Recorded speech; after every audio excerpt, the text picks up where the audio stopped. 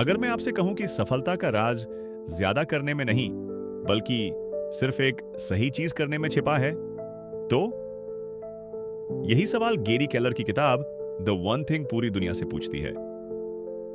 हम एक ऐसी दुनिया में जी रहे हैं जहां हमें सिखाया जाता है, मल्टीटास्किंग करो, बिजी रहो, हर चीज जरूरी है। लेकिन द वन थिंग इस सोच को पूरी तरह तोड़ देती है। यह किताब कहती है कि असाधारण, एक्स्ट्रॉर्डिनरी परिणाम साधारण कामों से नहीं, बल्कि एक अत्यंत स्पष्ट फोकस से आते हैं। अगर आप भी अपने गोल्स में क्लैरिटी चाहते हैं, भीड़ से अलग सोचना चाहते हैं और साधारण जिंदगी में असाधारण परिणाम चाहते हैं, तो द वन थिंग सिर्फ किताब नहीं, एक सोच बदलने वाला हथियार है। सोचिए, अगर आपकी जिंदगी की सारी समस्याओं का हल सिर्फ एक सही सवाल में छिपा हो, अगर आपकी मेहनत का 80% बेकार जा रहा हो और सिर्फ 20% काम ही आपको आगे बढ़ा रहा हो। एक द वन थिंग सोचिए, अगर आप हर दिन बहुत मेहनत कर रहे हैं लेकिन आपकी जिंदगी में असली बदलाव नहीं आ रहा, क्या आप जानते हैं कि सफलता का असली राज सिर्फ एक चीज में छिपा है? किताब यह सवाल उठाती है, अगर आप अपनी जिंदगी में सिर्फ एक चीज पर पूरी तरह फोकस करें, क्या सब कुछ आसान नहीं हो जाएगा? यहां बात सिर्फ मेहनत करने की नहीं है, बात सही दिशा में मेहनत करने की है। बहुत से लोग हर चीज में हाथ डालते हैं, लेकिन कम ही लोग जानते हैं कि एक सही काम करने से पूरी दुनिया बदल सकती है। क्या आप जानते हैं कि एक छोटा कदम सही दिशा में बड़ी सफलता की चाबी बन सकता है? क्या आप भी अपने समय और ऊर्जा को बर्बाद किए बिना असली परिणाम पाना चाहते हैं? एक्स्ट्रॉर्डिनरी रिजल्ट्स, असाधारण परिणाम किसी जादू से नहीं आते, वे आते हैं एक चीज पर कट्टर फोकस और सही दिशा से। दो, द डोमिनो इफेक्ट। अगर आपके पास एक ऐसा छोटा कदम हो जो धीरे धीरे आपके पूरे जीवन को बदल दे। अजीब लग रहा है ना? लेकिन यही राज है, डोमिनो इफेक्ट। एक छोटे से गांव में रामू नाम का लड़का था। वो हर रोज मेहनत करता, लेकिन कभी भी बड़ा बदलाव नहीं दिखता। एक दिन उसके गुरु ने उसे एक डोमिनो दिया और कहा, इसे सही तरीके से रखो और बस पहला डोमिनो गिराओ, बाकी अपने आप गिरते जाएंगे। रामू ने पहले डोमिनो को गिराया, छोटा डोमिनो गिरा, पास वाला बड़ा डोमिनो गिरा, फिर बड़ा और बड़ा, और देखते ही देखते सारे डोमिनो गिर चुके थे। सफलता भी वैसी ही होती है, छोटे लेकिन सही कदम, वन थिंग उठाओ और बाकी काम अपने आप आसान हो जाएंगे। हर बड़ा लक्ष्य छोटे कदमों से पूरा होता है। सबसे अहम और असरदार कदम पहचानो और उस पर कट्टर फोकस करो। जैसे डोमिनो गिरते हैं, वैसे ही आपकी मेहनत भी चेन रिएक्शन बनाएगी। 3, सक्सेस लीव्स क्लूज। अगर मैं कहूं कि सफल लोग कोई जादू नहीं करते, बल्कि उनके रास्ते पर चलकर आप भी वही सफलता पा सकते हैं, यह बिल्कुल सच है। सफलता अपने निशान छोड़ती है, यानी सक्सेस लीव्स क्लूज। एक समय की बात है, आर्या नाम की लड़की अपने छोटे से शहर में रहती थी। वो बड़े सपने देखती थी, लेकिन रास्ता नहीं जानती थी। एक दिन उसके गुरु ने उसे एक किताब दी और कहा, अगर तुम बड़ी सफलता चाहती हो तो सबसे पहले उन लोगों के रास्ते देखो जिन्होंने वही हासिल किया है। आर्या ने सोचा, कैसे? उसने सफल लोगों की आदतें, उनके दिनचर्या, उनके फैसले और उनके तरीके नोट करना शुरू किया। धीरे धीरे उसने वही आदतें अपनाई और उसके छोटे छोटे कदमों ने उसे बड़ा मुकाम दिलाया। सफलता सिर्फ मेहनत करने से नहीं, सही तरीके से सीखने और अपनाने से आती है। 4, everything matters until everything doesn't. अगर आप हर चीज पर ध्यान देने की कोशिश करते हैं, क्या आप सच में आगे बढ़ पाते हैं? गैरी केलर कहते हैं, सब कुछ महत्वपूर्ण नहीं है। असली ताकत तब आती है जब आप सिर्फ एक चीज पर फोकस करते हैं। यानी जिंदगी में बहुत सी चीजें हमारी नजर में महत्वपूर्ण लगती हैं, लेकिन वास्तव में सिर्फ कुछ चीजें ही असली फर्क डालती हैं। Pareto principle, 800/20 rule. हमारी मेहनत का 80% असर केवल 20% काम से आता है। बाकी 80% काम अक्सर सिर्फ समय और ऊर्जा खा जाते हैं। Prioritize what really matters. हर काम को बराबर महत्व मत दो। सबसे प्रभावशाली काम, हाई इंपैक्ट वर्क, पहचानो और उसे प्राथमिकता दो। Filter the noise, emails, meetings, social media, ये सब हमें भटका सकते हैं। जरूरी नहीं कि हर चीज आपको असली लक्ष्य तक पहुंचाए। Success requires focus. असली सफलता केवल उन्हीं चीजों पर पूरी तरह ध्यान देने से आती है जो सबसे अधिक लेवरेज देती हैं। अपने कामों की संपूर्ण सूची बनाओ और आइडेंटिफाई करो कि कौन सा काम असली फर्क डालता है। रोजाना अपने समय का बड़ा हिस्सा हाई इंपैक्ट वर्क पर खर्च करो। कम जरूरी चीजों को अनदेखा करना सीखो। 5. Success is built sequentially, not simultaneously. आप कई बड़े सपनों को एक साथ पूरा करने की कोशिश कर रहे हैं। क्या आप जानते हैं कि यही हमारी सबसे बड़ी गलती होती है? सफलता कभी एक साथ नहीं आती, ये धीरे धीरे एक एक कदम करके बनती है। यानी बड़ा बदलाव अचानक नहीं आता, बल्कि एक सही क्रम में उठाए गए छोटे कदमों से आता है। सीक्वेंशियल सक्सेस, क्रमिक सफलता। बड़ी सफलता कई छोटे सही कदमों के जोड़ से बनती है। इसे एक एक करके करना जरूरी है ताकि आपका ध्यान और ऊर्जा पूरी तरह उस काम पर रहे। One thing at a time, एक समय में एक काम। मल्टीटास्किंग भ्रम है। असली परिणाम एक चीज पर फोकस करके ही मिलते हैं। Momentum builds over time. लगातार सही कदम उठाने से गति मोमेंटम बनती है। जैसे डोमिनो गिरते हैं, वैसे ही आपका असर धीरे धीरे बड़ा होता है। Big goals are achieved. Step by step बड़े लक्ष्य कभी भी एक झटके में हासिल नहीं होते। उन्हें छोटे छोटे एक्शनेबल स्टेप्स में तोड़कर ही हासिल किया जा सकता है। अपनी प्राथमिकताओं की सटीक लिस्ट बनाओ। रोजाना एक सबसे अहम कदम चुनो और उस पर पूरा ध्यान दो। मल्टीटास्किंग छोड़ो और अपने हाई इंपैक्ट स्टेप पर फोकस रखो। सफलता एक सीढ़ी है जिसे एक एक सीढ़ी चढ़कर ही पार किया जा सकता है। 6. Live with purpose. क्या आपने कभी महसूस किया है कि आप दिन भर व्यस्त हैं, लेकिन सही दिशा में नहीं बढ़ रहे? सपनों और लक्ष्यों के बिना मेहनत केवल व्यस्तता बन जाती है। यानी जीवन में उद्देश्य, पर्पस होना जरूरी है, क्योंकि बिना उद्देश्य के सफलता की राह भटकाव भरी हो जाती है। पर्पस गिव्स डायरेक्शन, उद्देश्य दिशा देता है। आपका पर्पस तय करता है कि आप किस चीज पर ध्यान दें। बिना पर्पस के आप हर काम में उलझकर समय और ऊर्जा खो देते हैं। Big thinking leads to big results. बड़े उद्देश्य और सपने छोटे और सामान्य लक्ष्यों से कहीं अधिक प्रभाव डालते हैं। पर्पस आपको सोचने के दायरे से बाहर ले जाता है। Align actions with purpose. हर कदम और निर्णय पर्पस के अनुरूप होना चाहिए। इससे आप केवल व्यस्त नहीं बल्कि असली प्रगति कर रहे होंगे। Motivation versus purpose. मोटिवेशन अस्थायी है, लेकिन पर्पस स्थायी है। पर्पस के कारण उठाए गए कदम लंबे समय तक परिणाम लाते हैं। सबसे पहले अपने जीवन का सच्चा उद्देश्य पहचानें। रोजाना की गतिविधियों को अपने उद्देश्य के अनुरूप प्राथमिकता दें। छोटे कामों को छोड़ दें जो आपके उद्देश्य को आगे नहीं बढ़ाते। जो लोग उद्देश्य के साथ चलते हैं, उनकी यात्रा व्यर्थ नहीं जाती। हर कदम उनके लक्ष्य से जुड़ा होता है। 7. Live by priority. आप रोजाना कितनी सारी चीजें करने में व्यस्त रहते हैं, लेकिन शाम को महसूस करते हैं कि काफी काम अधूरे रह गए। सफलता का रहस्य सिर्फ व्यस्त रहने में नहीं, बल्कि सही चीजों को सबसे पहले करने में है। यानी प्रायोरिटी, प्राथमिकता तय करना और उस पर कट्टर फोकस करना ही असली सफलता का रास्ता है। Priority determines action. हर दिन और हर काम में सबसे महत्वपूर्ण चीज को पहचानो। वही काम सबसे पहले करो, बाकी बाद में। The power of saying. No. गैर जरूरी कामों को मना करना सीखो। सिर्फ वही काम करें जो आपके लक्ष्य को आगे बढ़ाते हैं। Focus over business. व्यस्त रहना सफलता नहीं है। फोकस रहित काम केवल समय और ऊर्जा बर्बाद करता है। Daily time block for most important work. अपने सबसे महत्वपूर्ण काम के लिए समय निश्चित करो। इसे दिनचर्या में नॉन नेगोशिएबल बनाओ। अपने दिन की सबसे महत्वपूर्ण चीज पहचानो और उसे पहले करो। गैर जरूरी कामों को टालना सीखो। सफल लोग व्यस्त नहीं होते, वे महत्वपूर्ण पर फोकस करते हैं। हर दिन की जीत प्राथमिकता से तय होती है। 8. Life for productivity, not for business. हम अक्सर सोचते हैं कि जितना व्यस्त रहेंगे उतना ही सफल होंगे, लेकिन व्यस्त रहना सफलता नहीं है। असली शक्ति प्रोडक्टिव होने में है।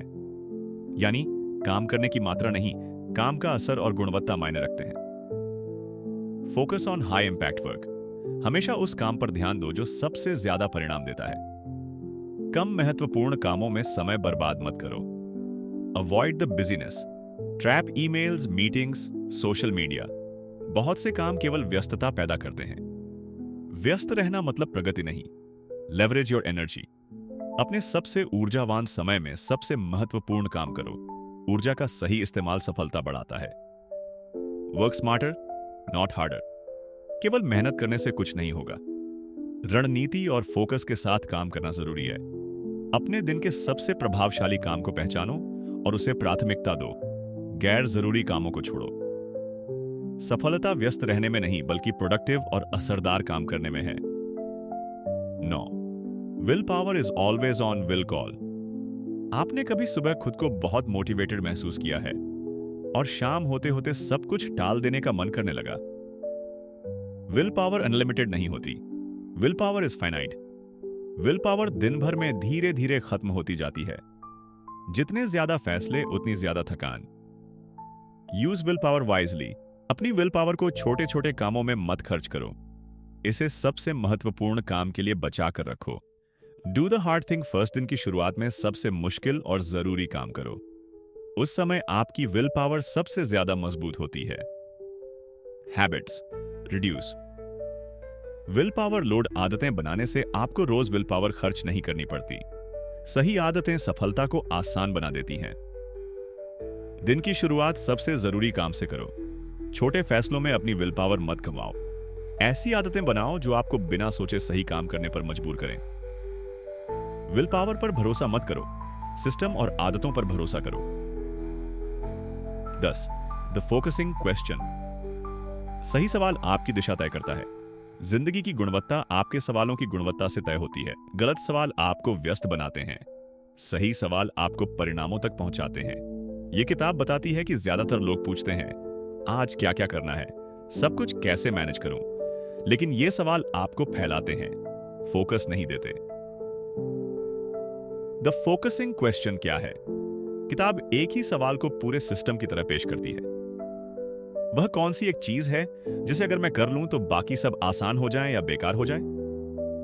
यह सवाल आपको सोचने पर मजबूर करता है, प्राथमिकता साफ करता है, कम काम में ज्यादा असर ढूंढने की आदत बनाता है। यह सवाल आपको संकुचित नहीं बल्कि सशक्त बनाता है, क्योंकि अक्सर लोगों को यह भ्रम होता है कि एक चीज पर फोकस करने से उनके अवसर कम हो जाते हैं, जबकि सच यह है कि फोकस विकल्पों को घटाता नहीं बल्कि सही विकल्प तक पहुंचने में मदद करता है। जब आप सबसे असरदार एक काम चुनते हैं तो बाकी काम अपने आप हल्के पड़ने लगते हैं। इस सोच का सबसे महत्वपूर्ण हिस्सा यह है कि ऐसा काम चुना जाए जिससे बाकी चीजें आसान हो जाएं या अनावश्यक हो जाएं, क्योंकि केवल काम करना पर्याप्त नहीं होता, बल्कि ऐसा काम करना जरूरी होता है जो एक श्रृंखला की तरह असर पैदा करे और एक ही प्रयास से कई समस्याओं का समाधान कर दे। यह दृष्टिकोण हर स्तर पर काम करता है, जीवन के बड़े लक्ष्यों से लेकर साल, महीने, सप्ताह और आज के काम तक। और एक ही सवाल को अलग अलग स्तरों पर लागू करके व्यक्ति अपने पूरे जीवन की दिशा तय कर सकता है। यह सोच हमें केवल प्राथमिकताएं बनाने तक सीमित नहीं रखती, बल्कि सही क्रम सिखाती है कि पहले कौन सा काम करना है और उसके बाद क्या, क्योंकि सफलता सही क्रम से किए गए कार्यों से आती है। इसी कारण इसके बिना इंसान बहुत मेहनत करता है लेकिन परिणाम सीमित रहते हैं, और इसके साथ कम काम करके भी प्रभाव कई गुना बढ़ जाता है। यह सोच धीरे धीरे आदत बन जाती है और जो लोग इसे रोजमर्रा की जिंदगी में अपनाते हैं वे बेहतर निर्णय लेने लगते हैं, कम थकते हैं और तेजी से आगे बढ़ते हैं। 11. Time blocking. ज्यादातर लोगों की समस्या समय की कमी नहीं होती बल्कि गलत प्राथमिकताएं होती हैं। हर इंसान के पास बराबर 24 घंटे होते हैं, लेकिन फर्क इस बात से पड़ता है कि कोई व्यक्ति अपने समय को डिजाइन करता है या समय के दबाव में जीता है। टाइम ब्लॉकिंग को समय को कंट्रोल करने की तकनीक की तरह नहीं, बल्कि प्राथमिकताओं को समय में बदलने की प्रक्रिया की तरह देखा जाना चाहिए। जब तक प्राथमिकता तय नहीं होती, तब तक समय कभी पर्याप्त नहीं लगता। टाइम ब्लॉकिंग का वास्तविक अर्थ है अपने सबसे महत्वपूर्ण काम के लिए कैलेंडर में पहले से निश्चित समय तय करना।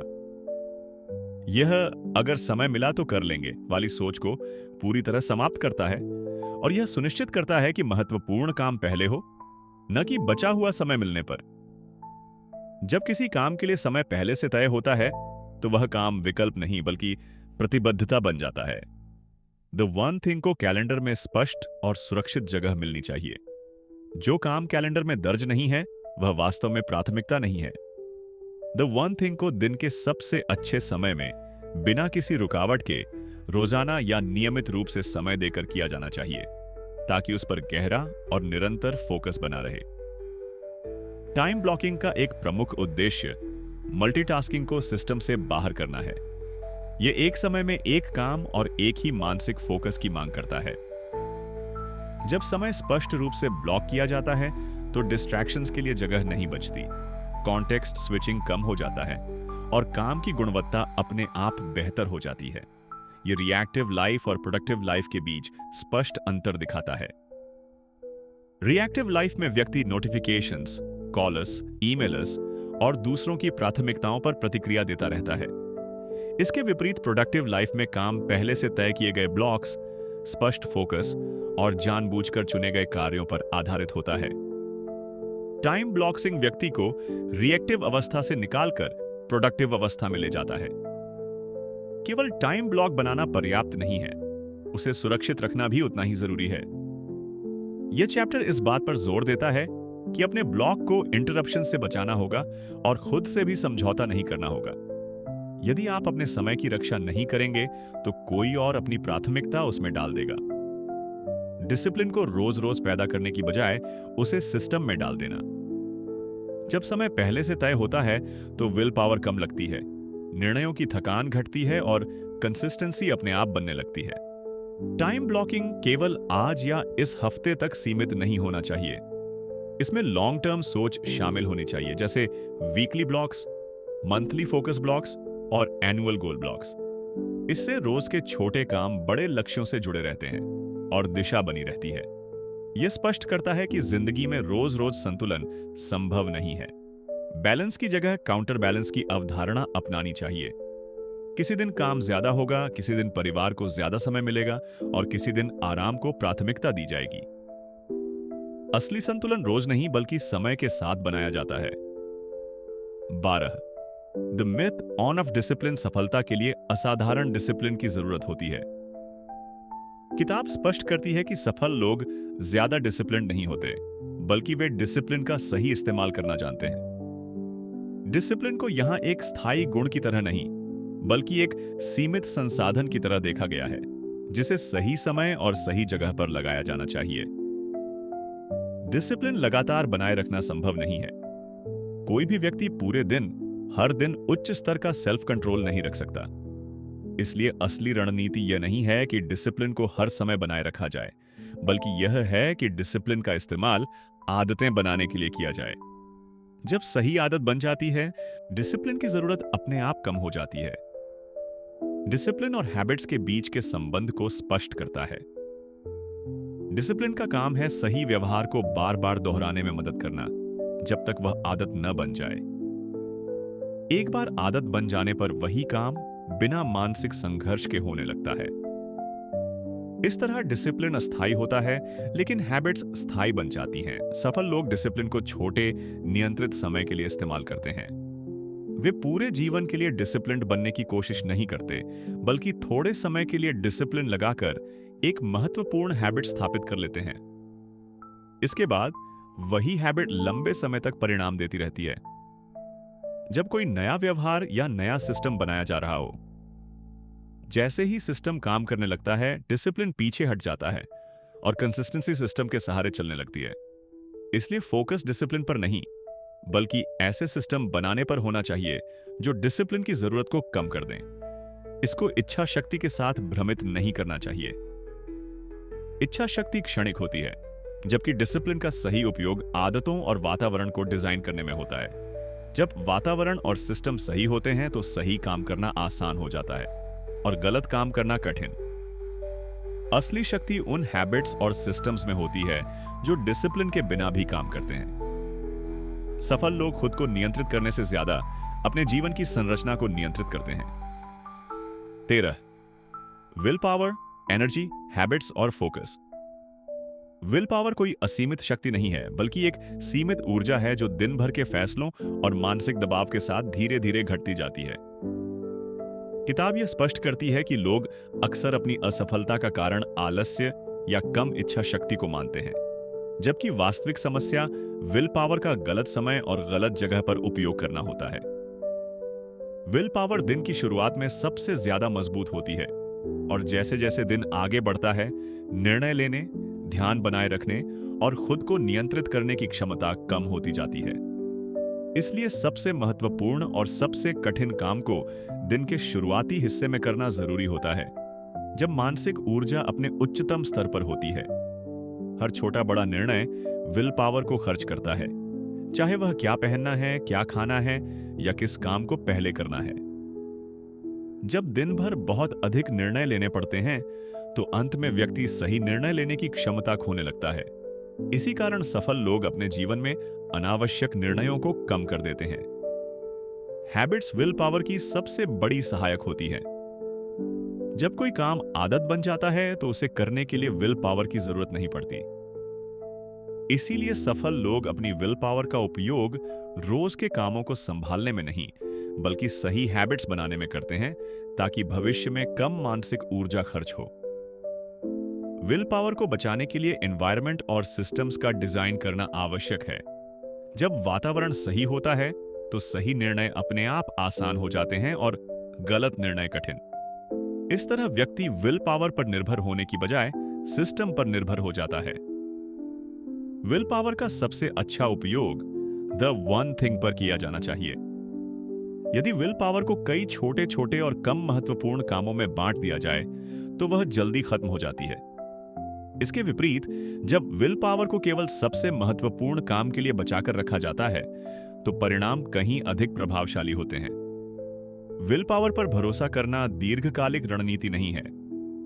विल पावर का सही उपयोग सीमित समय के लिए किया जाना चाहिए, ताकि हैबिट्स, सिस्टम्स और फोकस विकसित किए जा सकें। एक बार जब ये स्थापित हो जाते हैं, तो सफलता विल पावर के सहारे नहीं, बल्कि संरचित जीवन शैली के सहारे आगे बढ़ती है। 14. The 3 commitments. The one thing को लंबे समय तक सफलतापूर्वक अपनाने के लिए केवल समझ होना काफी नहीं है, बल्कि 3 गहरी कमिटमेंट्स, प्रतिबद्धताएं जरूरी होती हैं। ये कमिटमेंट्स व्यक्ति की सोच, व्यवहार और पहचान को बदलती हैं। बिना इन 3 कमिटमेंट्स के फोकस अस्थायी रहता है और परिणाम स्थिर नहीं हो पाते। पहली कमिटमेंट है follow the path of mastery, निपुणता का मार्ग अपनाना। इस चैप्टर में बताया गया है कि सफलता कोई अंतिम मंजिल नहीं होती, बल्कि एक लगातार चलने वाली प्रक्रिया होती है। मास्टरी का अर्थ है किसी एक चीज में लगातार बेहतर होते जाना, बिना इस उम्मीद के कि एक दिन सब कुछ पूरा हो जाएगा। जो लोग मास्टरी को अपनाते हैं, वे शॉर्ट टर्म रिजल्ट्स, तुरंत परिणाम के बजाय लॉन्ग टर्म ग्रोथ, दीर्घकालिक विकास पर ध्यान देते हैं। यह कमिटमेंट व्यक्ति को धैर्य और निरंतर अभ्यास की मानसिकता सिखाती है। दूसरी कमिटमेंट है move from E to P, entrepreneur से पर्पस ड्रिवन सोच की ओर बढ़ना। यहां ई का मतलब है एंटरप्रेन्योर, सिर्फ काम करवाने वाला, और पी का मतलब है पर्पस ड्रिवन, उद्देश्य आधारित। चैप्टर बताता है कि केवल टास्क्स पूरा करना या लोगों से काम करवाना पर्याप्त नहीं है। जब व्यक्ति अपने काम को एक बड़े उद्देश्य से जोड़ता है, तब उसका फोकस स्पष्ट होता है और निर्णय आसान हो जाते हैं। पर्पस ड्रिवन सोच व्यक्ति को रिएक्टिव, प्रतिक्रियात्मक होने से बचाकर इंटेंशनल, जानबूझकर चुनी गई दिशा बनाती है। तीसरी कमिटमेंट है लाइव द अकाउंटेबिलिटी साइकिल, जवाबदेही के चक्र में जीना। अकाउंटेबिलिटी का मतलब है अपने परिणामों की पूरी जिम्मेदारी लेना। यह चैप्टर स्पष्ट करता है कि सफल लोग एक्सक्यूजेस, बहाने नहीं बनाते, बल्कि ओनरशिप, स्वामित्व लेते हैं। वे अपने एक्शंस, कर्म, डिसीजंस, निर्णय और आउटकम्स, परिणाम के लिए खुद को जिम्मेदार मानते हैं। यह कमिटमेंट व्यक्ति को लगातार सुधार की स्थिति में रखती है। ये तीनों कमिटमेंट्स एक दूसरे से जुड़ी हुई हैं। मास्टरी बिना अकाउंटेबिलिटी के संभव नहीं है और पर्पस बिना मास्टरी के खोखला हो जाता है। जब व्यक्ति इन तीनों कमिटमेंट्स को एक साथ अपनाता है, तब द वन थिंग केवल एक तकनीक नहीं रहता, बल्कि जीवन जीने का तरीका बन जाता है। एक्स्ट्रॉर्डिनरी रिजल्ट्स, असाधारण परिणाम, किसी एक निर्णय से नहीं बल्कि इन कमिटमेंट्स को रोजमर्रा के जीवन में निभाने से आते हैं। ये कमिटमेंट्स व्यक्ति की आइडेंटिटी, पहचान को बदल देती है, और जब पहचान बदलती है तो एक्शंस अपने आप बदलने लगते हैं। 15. The 4 thieves of productivity. ज्यादातर लोग प्रोडक्टिव, उत्पादक इसलिए नहीं बन पाते क्योंकि उनके समय और ऊर्जा को 4 बड़े चोर चुपचाप चुरा लेते हैं। ये थीव्स चोर दिखाई नहीं देते, लेकिन रोजमर्रा के काम में फोकस, क्लैरिटी और परिणाम को नुकसान पहुंचाते हैं। जब तक इन चारों को पहचाना और नियंत्रित नहीं किया जाता, तब तक द वन थिंग पर टिके रहना मुश्किल हो जाता है। पहला थीफ है इनएबिलिटी टू से नो, ना कह पाने की असमर्थता। यह चैप्टर स्पष्ट करता है कि हर हां किसी न किसी नहीं की कीमत पर आती है। जब व्यक्ति हर रिक्वेस्ट, अनुरोध, हर अपॉर्चुनिटी, मौका और हर डिस्ट्रैक्शन, ध्यान भटकाने वाली चीज को स्वीकार कर लेता है, तो उसका सबसे महत्वपूर्ण काम पीछे छूट जाता है। प्रोडक्टिव लोग हर चीज के लिए उपलब्ध नहीं होते। वे अपनी प्रायोरिटीज, प्राथमिकताओं की रक्षा करते हैं। दूसरा थीफ है फियर ऑफ केओस, अव्यवस्था का डर। कई लोग चाहते हैं कि सब कुछ कंट्रोल, नियंत्रण में रहे और कोई गड़बड़ी ना हो। ये चैप्टर बताता है कि जब आप द वन थिंग पर गहराई से काम करते हैं, तो बाकी चीजें कुछ समय के लिए अस्त व्यस्त दिख सकती हैं। इस अस्थायी कैओस से डरकर लोग अपने सबसे महत्वपूर्ण काम को छोड़ देते हैं और छोटे छोटे टास्क में उलझ जाते हैं। तीसरा थीफ है पुअर हेल्थ हैबिट्स, खराब स्वास्थ्य आदतें। यह चैप्टर शरीर और दिमाग को प्रोडक्टिविटी का आधार मानता है। नींद की कमी, गलत खान-पान और व्यायाम की अनदेखी फोकस, ध्यान, एनर्जी, ऊर्जा और कंसिस्टेंसी, निरंतरता को सीधे प्रभावित करती है। जब शरीर कमजोर होता है तो सबसे अच्छी योजना भी काम नहीं कर पाती। चौथा थीफ है environment doesn't support your goals, पर्यावरण का लक्ष्य के अनुकूल न होना। चैप्टर बताता है कि एनवायरनमेंट केवल जगह नहीं बल्कि लोग, आदतें और आसपास की चीजें भी होती हैं। यदि आपका एनवायरनमेंट डिस्ट्रैक्शन से भरा है तो विल पावर, इच्छा शक्ति पर निर्भर रहना पड़ेगा, और विल पावर सीमित होती है। सही एनवायरनमेंट सही व्यवहार को आसान बना देता है। ये चारों थीव्स अक्सर एक साथ काम करते हैं। जब व्यक्ति ना नहीं कह पाता, केओस से डरता है, अपने स्वास्थ्य की अनदेखी करता है और गलत एनवायरनमेंट में रहता है, तो उसकी प्रोडक्टिविटी धीरे धीरे खत्म हो जाती है। द वन थिंग पर टिके रहने के लिए इन चारों चोरों को पहचानना और उनके प्रभाव को कम करना अनिवार्य है। प्रोडक्टिविटी कोई प्राकृतिक गुण नहीं, बल्कि कॉन्शियसली, सचेत रूप से डिजाइन किया गया परिणाम है। जैसे ही व्यक्ति इन 4 थीव्स को नियंत्रित करना सीखता है, उसका समय, ऊर्जा और फोकस अपने आप सही दिशा में बहने लगता है। 16. The journey. ये चैप्टर पूरे किताब के विचारों को एक साथ जोड़ता है और बताता है कि द वन थिंग केवल तकनीक या रणनीति नहीं है, बल्कि जीवन जीने का तरीका है। यह चैप्टर स्पष्ट करता है कि असाधारण परिणाम, एक्स्ट्रॉर्डिनरी रिजल्ट्स, धीरे धीरे, निरंतर अभ्यास और सही आदतों के माध्यम से हासिल किए जाते हैं। सफलता एक यात्रा है, मंजिल नहीं, और यह यात्रा फोकस, प्राथमिकता और अनुशासन के सही संतुलन पर निर्भर करती है। व्यक्ति को अपनी जिंदगी में छोटे छोटे कदमों की शक्ति को समझना चाहिए। हर एक छोटा कदम यदि सही दिशा में उठाया गया हो तो अगले कदमों को आसान बना देता है। यह क्रमिक प्रगति, सीक्वेंशियल प्रोग्रेस ही लंबे समय में असाधारण परिणामों की नींव होती है। इस दृष्टिकोण से व्यक्ति अपनी ऊर्जा और समय का सही उपयोग करता है।